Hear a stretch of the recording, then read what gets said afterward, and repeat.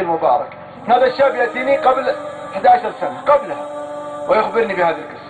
يقول يا شيخ أنا كنت في أحد أحياء، مسجل يا شيخ اسمعوني لا عشان ما أذكر المنطقة. يقول كنت في أحد أحياء إحدى المدن الكبيرة أسكن في ذاك الحي.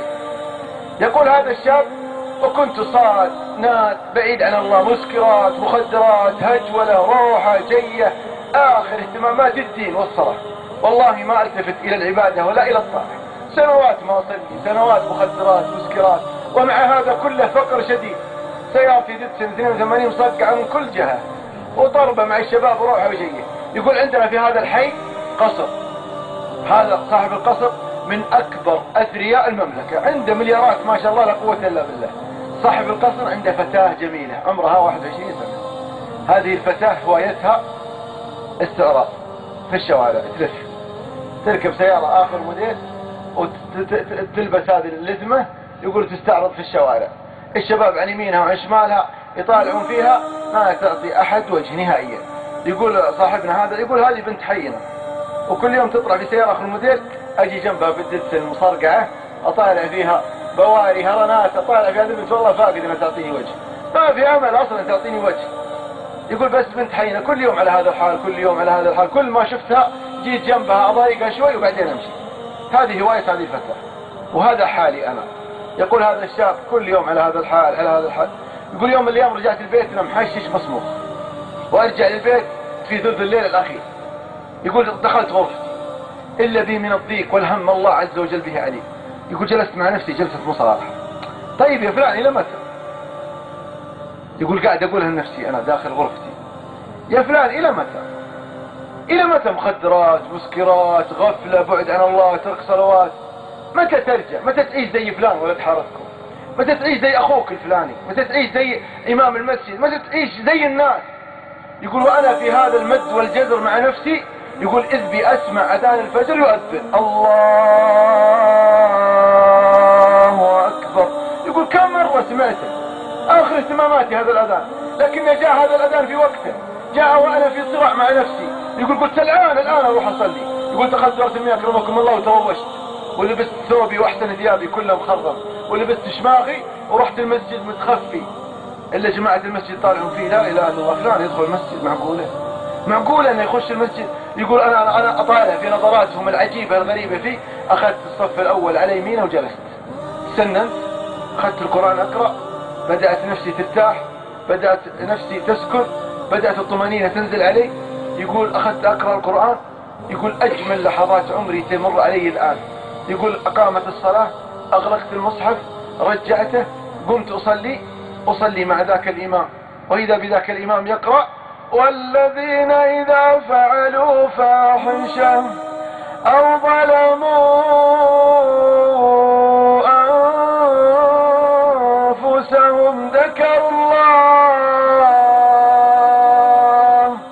فاستغفروا لذنوبهم ومن يغفر الذنوب إلا الله ولم يصروا على ما فعلوا وهم يعلمون. يقول يقرأ هذه الآيات والله إني أبكي من أول الصلاة إلى آخرها، وإني أشعر بسعادة لا يعلمها إلا فاطر السماوات والأرض.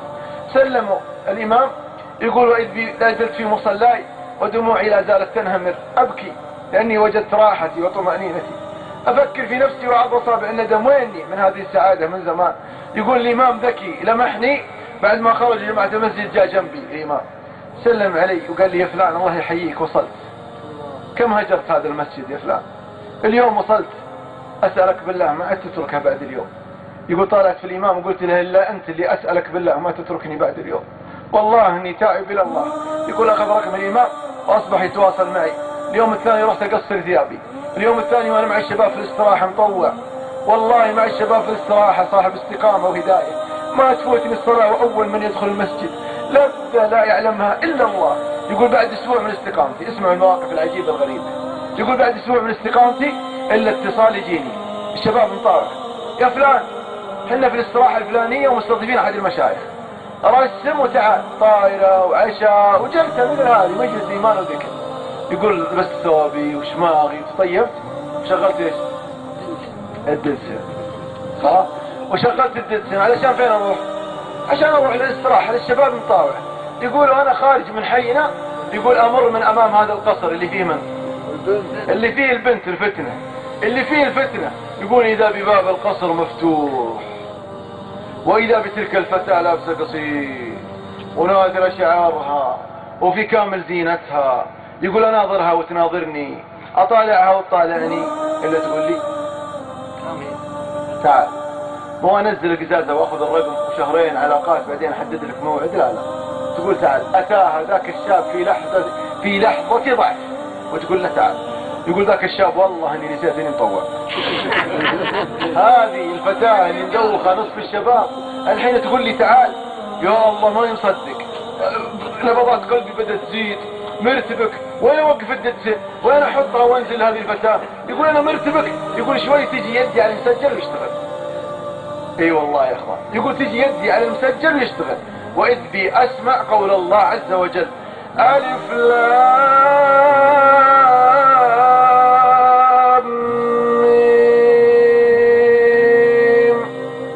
احسب الناس ان يتركوا ان يقولوا آمنا وهم لا يفتنون. يقول سمعت هذه الآية فعلمت انها رسالة من الله. فلان تبغى مطوع وثوب لحية وثوب قصير ولا تجيك مثل هذه الفتن والابتلاءات. يقول عشقت الددسن والله اني تركت الفتاة خلفي وتحرك الايمان في قلبي ورحت الشباب المطاوعة بالاستراحة يلعبون طايرة. يلعب قلت ماني بيمكم ماني بحولكم. يقول جالس والله ان الشيخ يتكلم في الاستراحة ان عندي شعور اني اسعد مخلوق على وجه الارض، سعادة طمأنينة لاني تركتها لله. قذف الله في قلبي سعادة وثبات عجيب. يا اخوان ما انتهت القصة، من هنا بدأت القصة. يقول هذا الشاب انا رحت في حال سبيلي، لكن الفتاة في قصرها مقهورة طفشانة. هذا اللي ما يسوى ريالين وجدسن مخدعة ما تسوى، والله العظيم يا اخوان ما تسوى لها 2000 ريال. واناديه اقول له تعال يطنشني ويروح. قرص بوجهه. اكيد ما يحتاج، قوة ايمان، قوة ايمان. يقول هذا الشاب البنت اخذت تاكل وتشرب معاه. اكيد انه سمع عني اخبار ما هي زينة، اكيد انه شاف فيه شيء ما هو زين. بدأت تبحث عن هذا الشاب، تريد ان تعرف سبب انه طنشها وراح. وكيد النساء ايش يا اخوان؟ بسيط؟ لا والله يا عظيم. يقول النبي صلى الله عليه وسلم: ما تركت على امتي بعدي اشر من فتنة النساء، اشر من فتنة النساء، كيدهن عظيم. احبة الكرام، والله عز وجل يقول عن الشيطان: ان كيد الشيطان كان ضعيفا، المرء اشد كيدا ومكرا من الشيطان. يا احبة الكرام، هذه الفتاة بدأت تبحث عن رقم ذاك الشاب حتى وصلت له.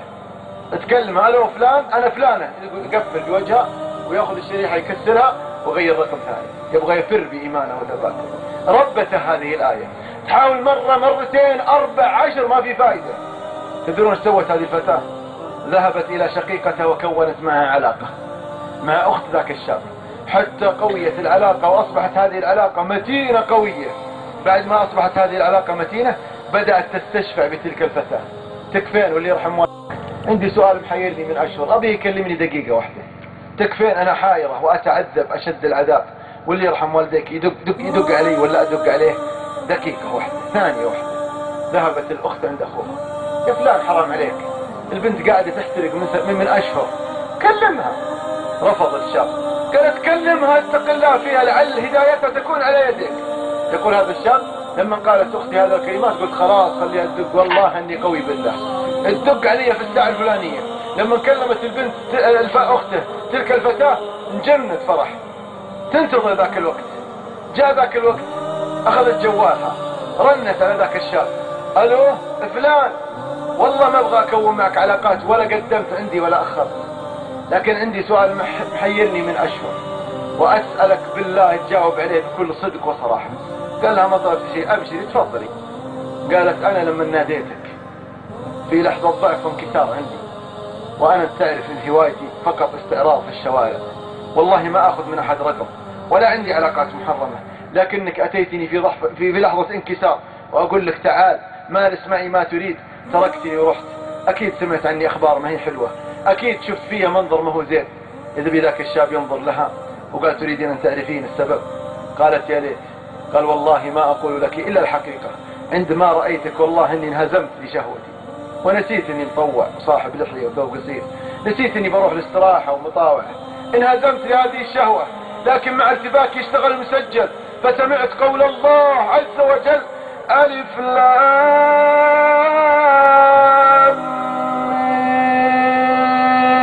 ميم أحسب الناس أن يتركوا أن يقولوا آمنا وهم لا يفتنون.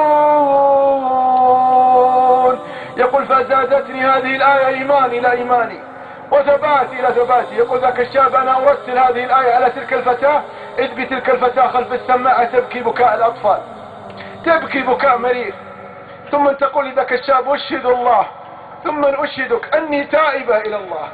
أقلعت تلك الفتاة عن الذنوب والمعاصي، حسنت توبة تلك الفتاة، انضمت إلى دار نسائية في داخل حارتهم، بل والله الأعجب من ذلك أصبحت هي مدير تلك الدار، هي التي تصرف على تلك الدار، هي التي تبذل من مالها ومن خير الله الذي أعطاها على خدمة دين الله عز وجل.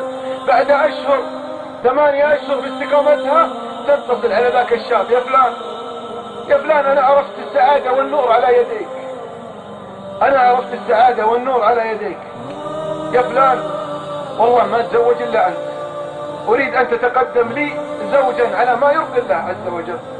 إذا بذاك الشاب يقول لها: والله زيارة جدتي مصقعة وما في وظيفة ولا راتب ولا شقة، والله أنت تطلبين المستحيل، والله ما أستطيع على الزواج. إذ بتلك المؤمنة التقية النقية تقول: الدنيا عندي والآخرة بإذن الله عندك، والله ما أتزوج إلا أنت. أقنعته، اقتنع ذاك الشاب، أقنع أبوه، ذهب هو والأب ليخطبون تلك الفتاة بعد أن رسموا مشوار طويل عريض ومراسيل للأم حتى وافقت الأسرة على أن يتم التوافق. يقول: دخلت أنا وأبوي مع باب ذاك القصر، اسمعوا العجيب يا إخوان، يقول: وأنا أسير في مع باب القصر، يقول: إذ بدموعي تنزل أبكي. يقول: طالع فيه يا أبويا، يقول لي: ليش تبكي؟ اليوم يوم فرح، اليوم تخرج بزوجة على ما يرضي الله، ليش تبكي؟ قال: يا أبوي، هذه القدمين يوم من الأيام كانت تتحملني إلى هذا القصر لأعصي الله، وها أنا اليوم يا أبوي أدخل بهذه القدمين من أجل أن أخرج بزوجة على ما يرضي الله. ما الذي تغير؟